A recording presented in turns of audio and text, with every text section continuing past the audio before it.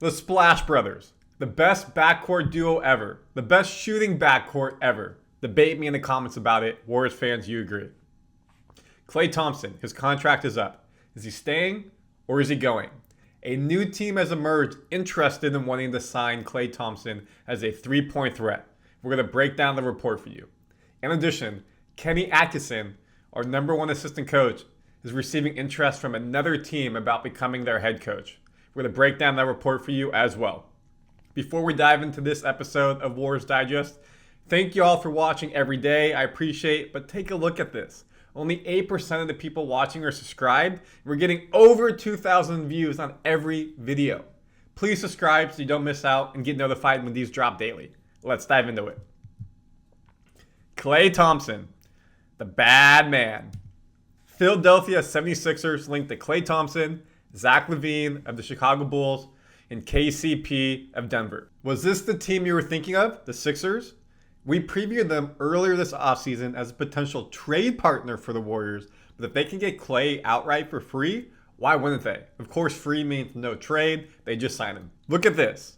They have so much cap space for this upcoming year. 2 players signed, Paul Reed, Joel Embiid. Now we know for a fact Maxey is getting a Supermax contract. He deserves it, or very close to that.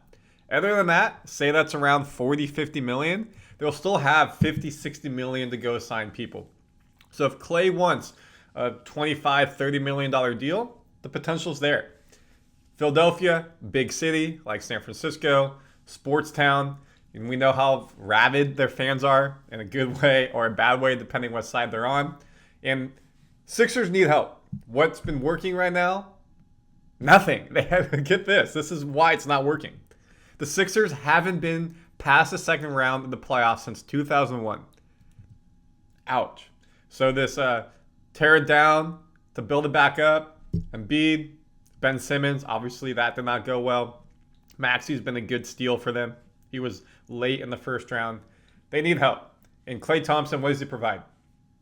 3-point shooting. Maybe not the same clip as he was in the past. Defense.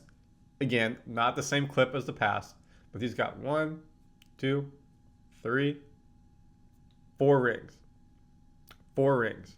And that provides championship pedigree, experience on the court, in the locker room, to help that team try to get over the hump and make it to the Eastern Conference Finals.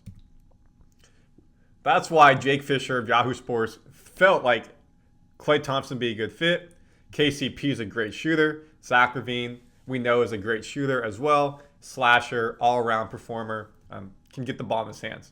Big three of Joel, LaVine, and Maxey, pretty scary. But LaVine, can he stay healthy? That's the question. KCP is more on the Klay type, where he's just going to be a shooter. Not going to do a bunch of ball handling, pick and pop. And when you have Joel Embiid, that's fine. Maxey will drive. Maxey will handle the ball. He'll make plays. And all you need is someone there to be able to be a reliable 3-point shooter. Defense sags off of Maxey. They double team, get it to Klay. As we know with Joel in the paint, boom, you have to double team, kick it out to Klay. Joel's up top on the 3. He can make some moves. You kick it to Klay. So in terms of a fit, like Klay's a pretty good fit for most teams because he's not going to ask for the ball much. Just give him the ball right at his chest and he'll shoot it. The Sixers were 18th in the league in 3-point shooting this past season at 36.3%. We know Klay historically is around 40%, if not higher. This season he was a tad below it. So instantly he upgrades the 3-point shooting for the Sixers. The other thing as well, and this may be a piece you didn't know, Bruce Brown was with the Nuggets when they won. Then he signed with the Pacers, and he did a 1-in-1 deal.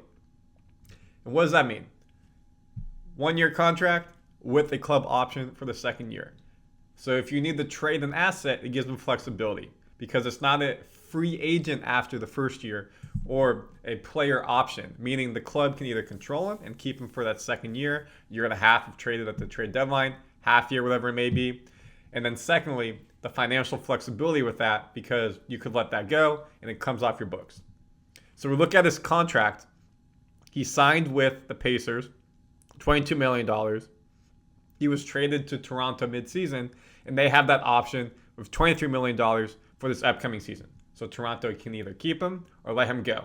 If they let him go, $23 million off the books, and you go ahead and use that for another player, another players, whatever it may be, or he's a trade asset.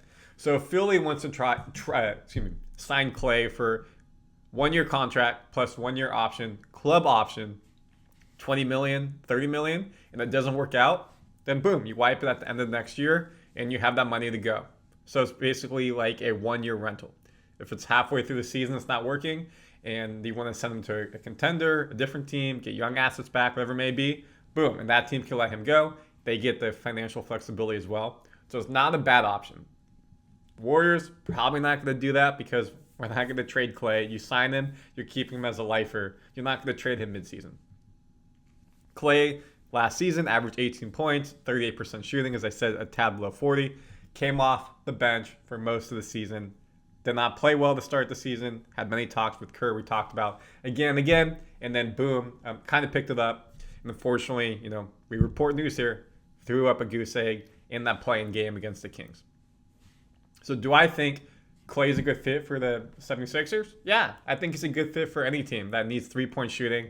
He's not going to be the focal point of offense. Some games he may shoot less than 10 points, or score less than 10 points, but he'll have those games he'll go off for 25, 30 points, and he'll carry that team on a 7 for 9 from 3 type of night. Better days, as we've seen, he may go 2 for 12, and that's just the story with Klay now. Defense isn't going to be the same. Again, I want Klay to be a lifer with the Warriors. However, we look at our contracts. Again, Chris Paul, $30 million. It's a club option. If we keep it or not, we shouldn't. But we bring back Klay. It needs to be at a team-friendly deal around $10, $15 million maybe. Anything above that, I think we can go get the pieces I've talked about in other videos to be successful. But with the Sixers, good fit. You can put some pieces around him so he's not having to be a ball handler. Does what he does best. Shoot the three. Comment your thoughts. Do you think Klay, Sixers make sense? Also, again, we've talked about other videos. Dallas may want him. Magic may want him. Championship pedigree. Great teammate on and off the court. Can make threes. Next part of the video. Kenny Atkinson, our top assistant head coach. He's been a part of trade rumors.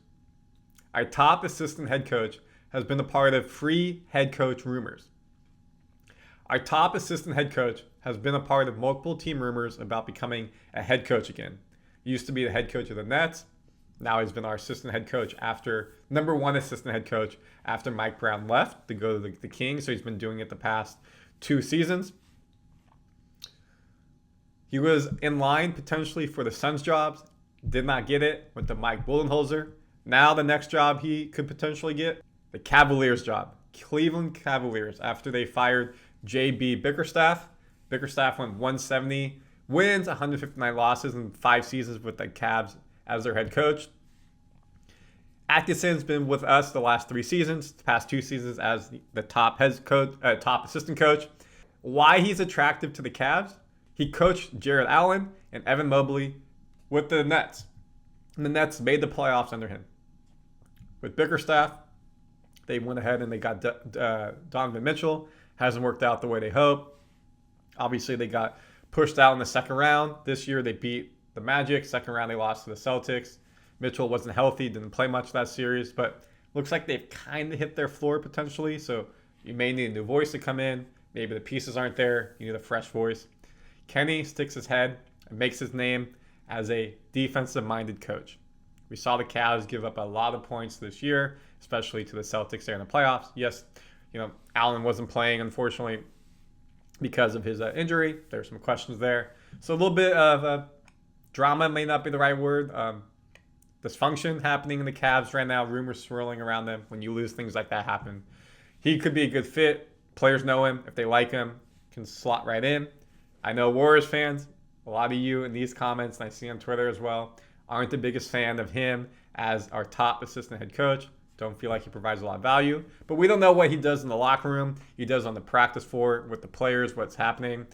You do see him on the sideline a lot, standing up next to Kerr, defensive schemes, putting them out there, talking about plays. There have been a couple times where Kerr has let Atkinson become the head coach because one, Kerr got the can. Hey, you're ejected from the game, and other scenarios like that. I think Atkinson's a good coach. I don't think he's in line to become the Warriors' next coach. Again, Kerr just signed a 2-year extension, lined up with Curry, so at the end of the 26th season, maybe there's some type of pinky agreement or some type of promise. Again, nothing here, no notes. This is just me commentary that if he waits and stays, and Kerr said there's no way I'm coaching after 26, he's in line to become the head coach. Now, personally, I think they should bring Mike Brown back at that point. I think that'd be really sick, but that could be there. But the pinnacle of every profession, as a player, you want to be winning championships. As a coach, winning championships. But as a coach, what's your pinnacle? You're not playing. It's being the head coach of the team. You don't want to just sit there and be an assistant. Maybe you do, but he's proven he can be a head coach in this league, took a team to the playoffs. So if the Cavs' job was interested in him, I think he'd be okay with that. And he'd go there and we'd get a new assistant head coach to be our number one. So what do you think? Do you think he'd be a good head coach for the Cavs? Are you happy to see him leave the Warriors? And if you're happy with what we have going on here at Warriors Digest, please subscribe so you don't miss anything. Looking forward to seeing your comments. Until next one, y'all.